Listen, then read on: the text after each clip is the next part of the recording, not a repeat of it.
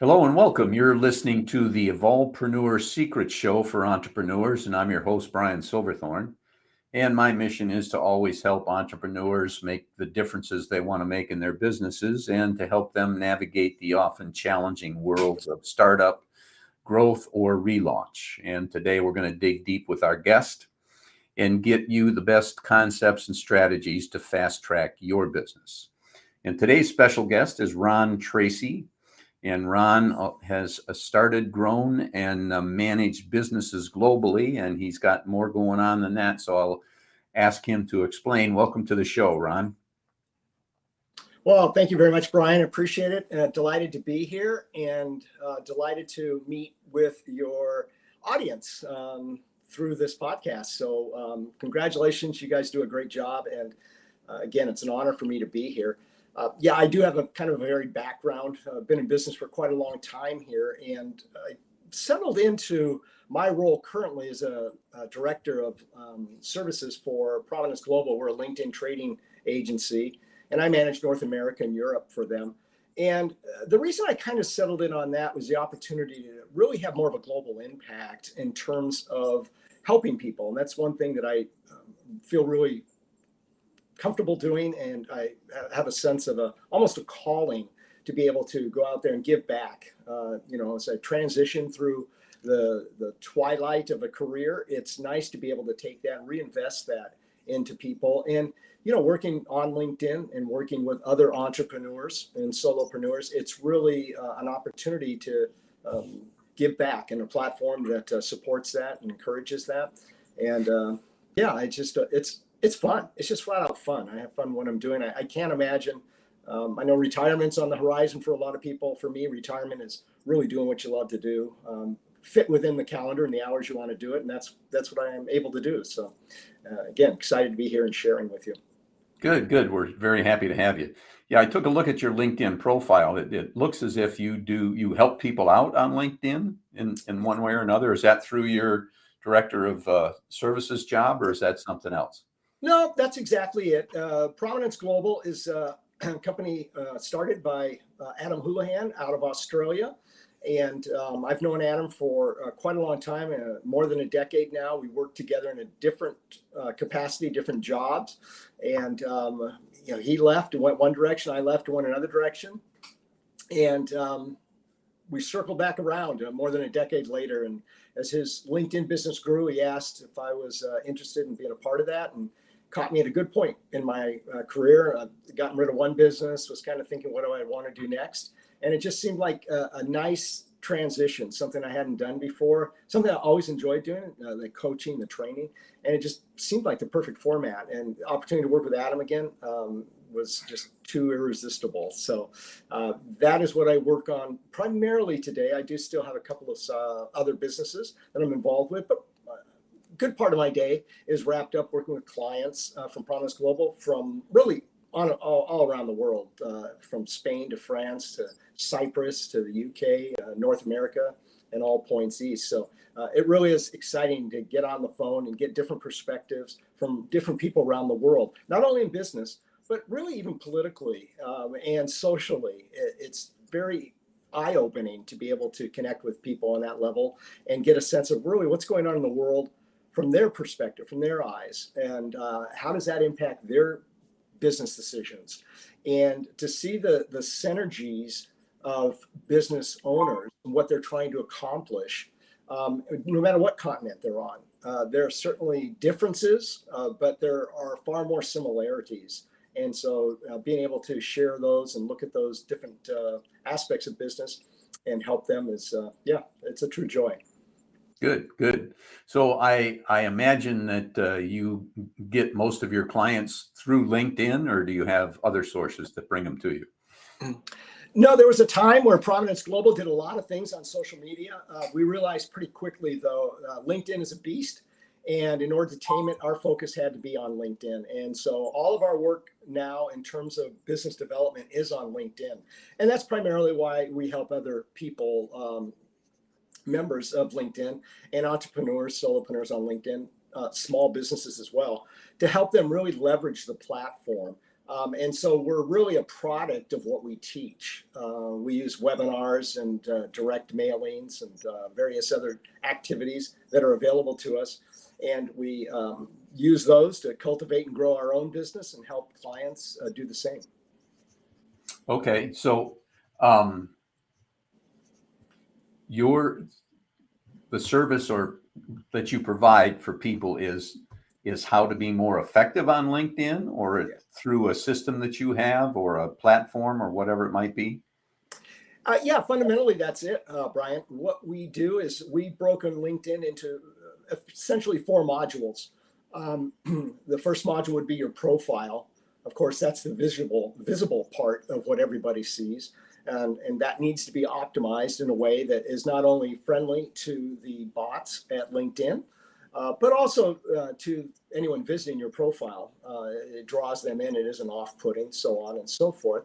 The second module that we work with people with is connection strategy. Who do you want to connect with? How do you identify those people, and how do you go about finding them? The third module that we work with is our content module. And of course, posting content on LinkedIn or any social media platform is what it's there for. And learning how to post the correct kinds of content and knowing the different types of content that are available and are effective is a big part of that content module. And then the final module, the module 4, is what we call campaigns. And probably one thing that a lot of agencies don't get to, and the real key here is not just to build an audience on LinkedIn and get a whole bunch of connections and thousands of views. Yeah, that's nice, but honestly, those are vanity metrics until you can convert those into customers. And so our campaign module is designed to create activities. Those could be digital assets, those could be webinars, roundtable type events, whatever it happens to be, to get people across the bridge, if you will, off of LinkedIn and into a more direct relationship with you and as a business owner. Of course, there's no shopping cart on LinkedIn. And so if all you're doing is building connections on LinkedIn and not taking the opportunity to deepen a relationship and get them off LinkedIn, you're kind of missing the point, and you're missing the ROI potential of LinkedIn. Well, that's interesting. That's I know that there are a lot of LinkedIn gurus out there. I had I attended I think it was a real estate investor program, and to learn a couple of things.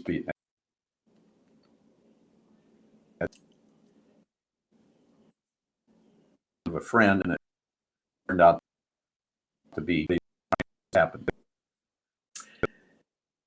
up there. A little bit, yes.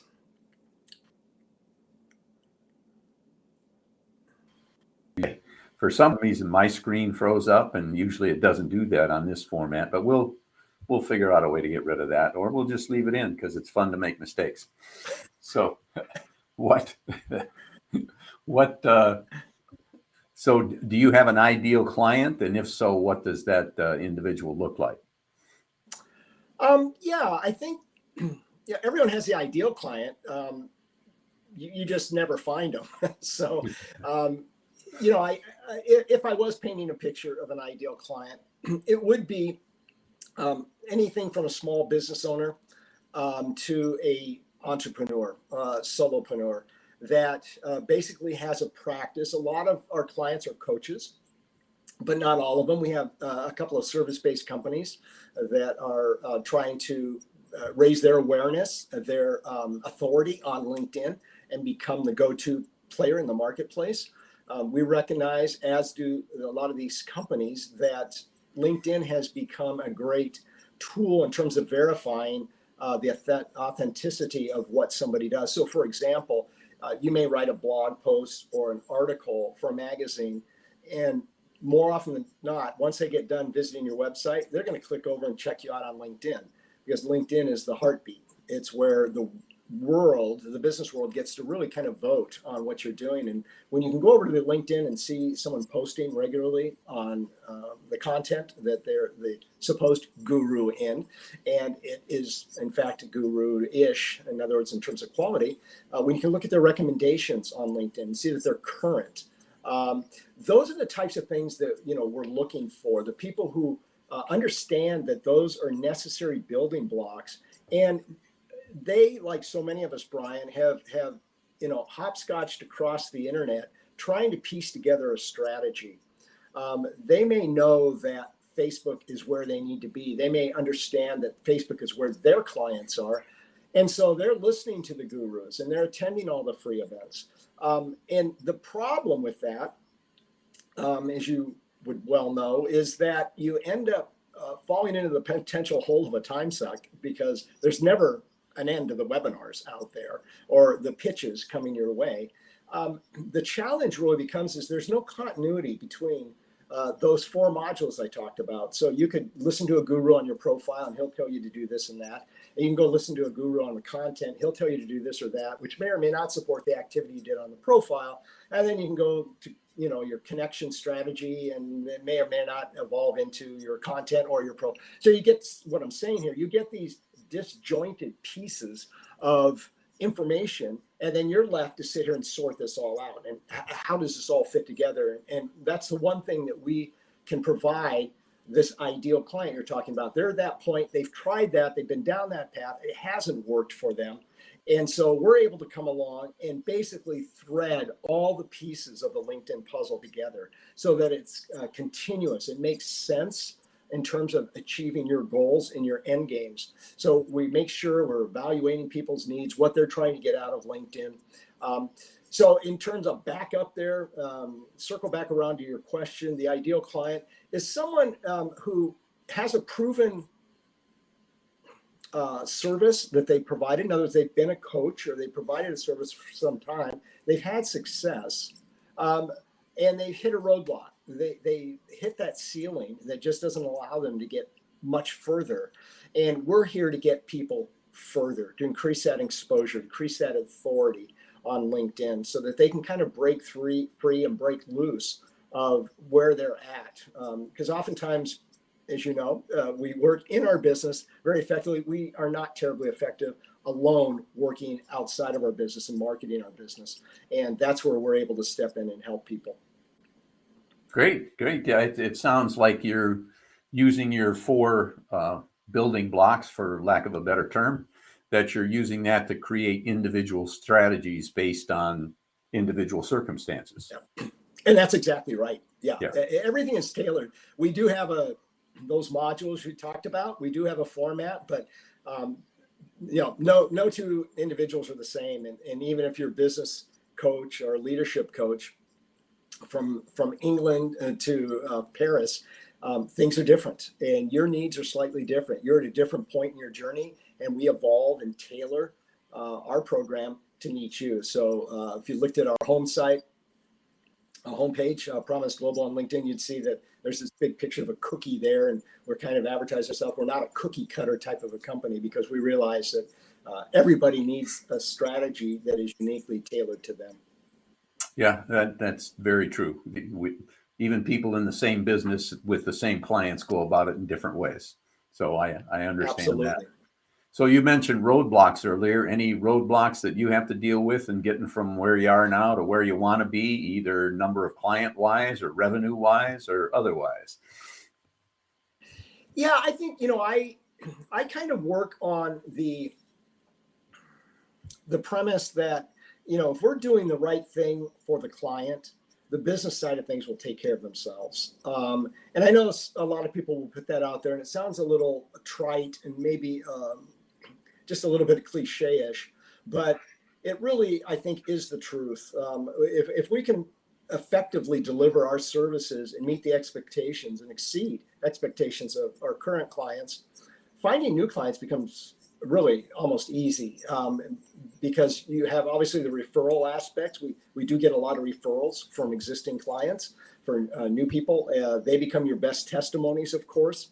And the stories you're able to tell basically sell the business. So our biggest obstacle, my biggest obstacle, is being able to go deep enough with a client and help them to understand what they need to do to be successful and help them get there.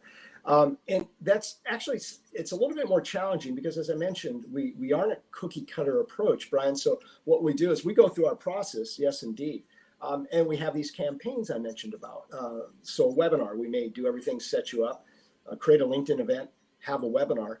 The problem we have, though, is if you delivered horrible content on that webinar and your call to action on the back of that webinar is terrible, you're not going to get any clients. And more times than not, you are not going to look internally to what may be something that you could do better. You're going to look back at Prominence Global and say, hey, you guys didn't deliver.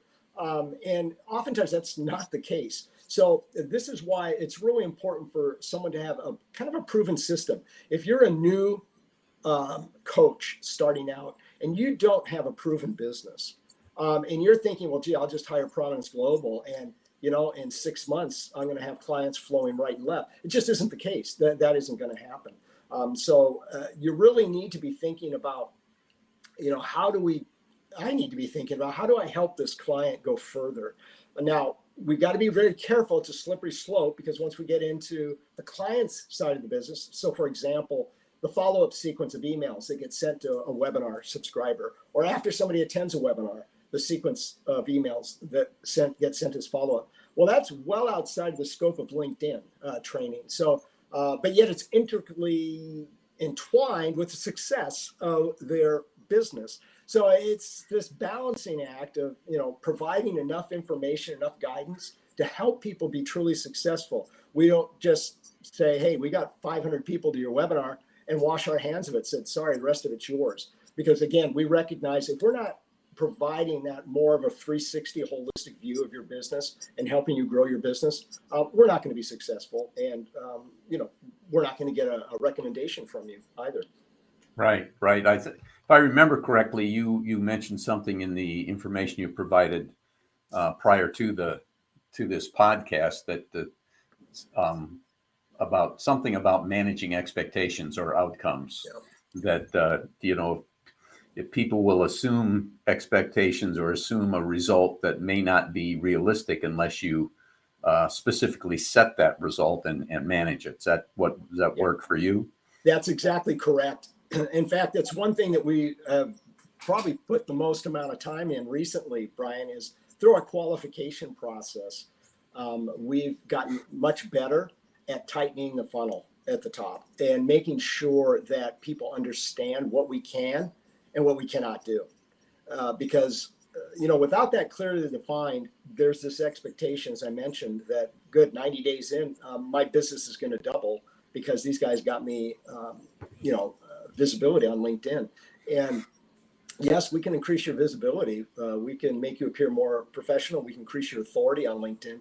But again, it's a little bit like if you were having a dinner, a sit down formal dinner, we can get the invitation sent out. We can make the table look nice. We can get people to come and sit at the table. But if you serve a lousy meal and the service is lousy at the dinner, nobody's going to pay you for it. And so it is that holistic approach that we kind of have, and we need to try and set that expectation as best we can on the front end. As mentioned, it is something we constantly work at, making sure that, we're not just getting people in and disappointing them 3 months into the program, there is a very realistic expectation.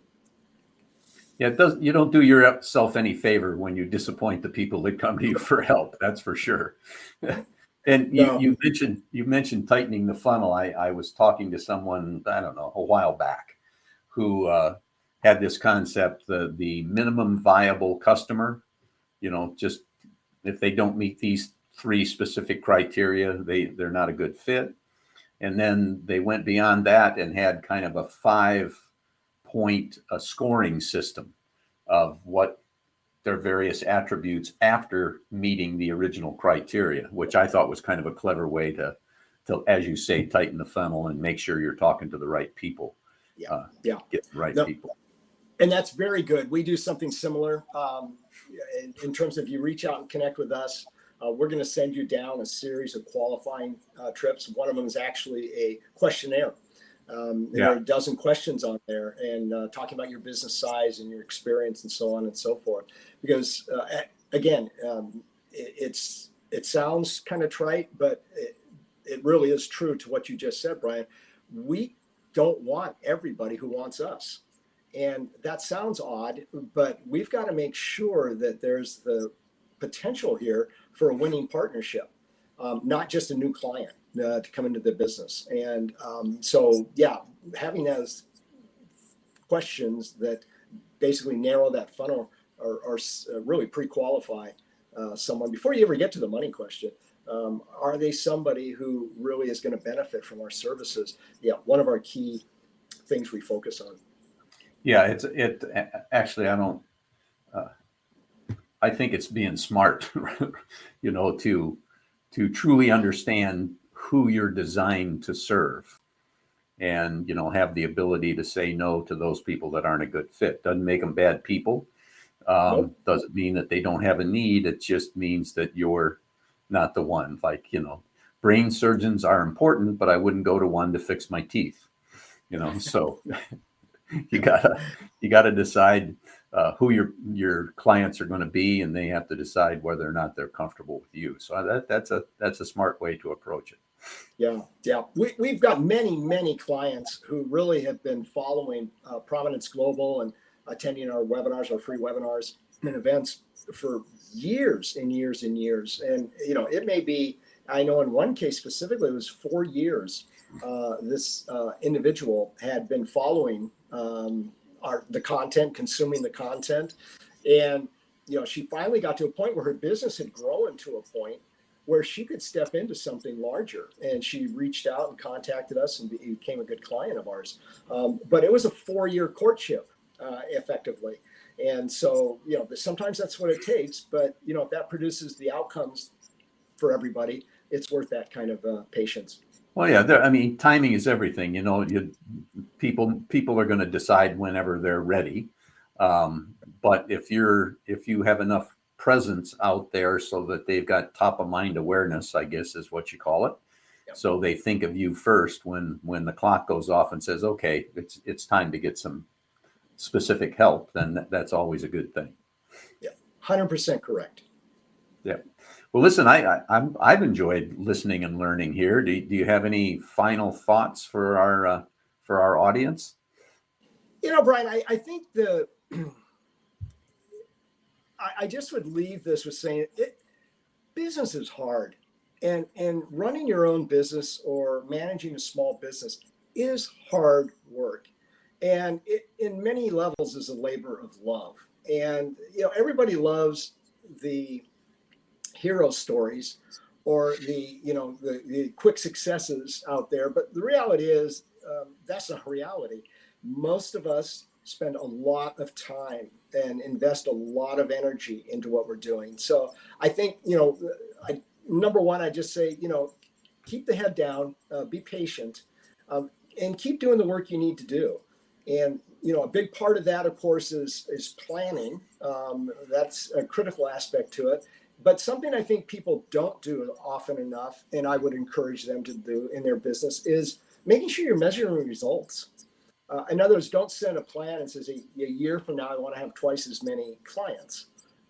That's fine. That's a nice goal, certainly. But what happens in 4 weeks from now? What are you done differently?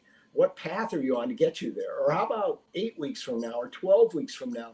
Don't wait to the end of the year to find out, oh, I didn't grow my business twice as much. So set those goals, but make sure you are measuring results frequently, so that you can actually see tangible progress. And I think it's something that a lot of times it's hard to do. Let's face it, life gets in the way sometimes. Personally, business gets in the way sometimes. It interrupts you in terms of your ability to do that. But I think, being able to sit down and take a few hours every month and just breathe and look at what your business is doing. Was the previous month what you expected? Was it what you wanted? Is it what you need? And I think that's probably one of the best things that any business owner or really company manager can do. Yeah, I totally agree. Even if you set a long-term goal, you've got to periodically check milestones, if that's what you want to call them. Are you on track? Are you off track? If you're on, cool, let's keep going. If you're off, why? Let's correct it. So it's a constant monitoring and evaluation. Yeah, that's absolutely correct. Yeah, I agree.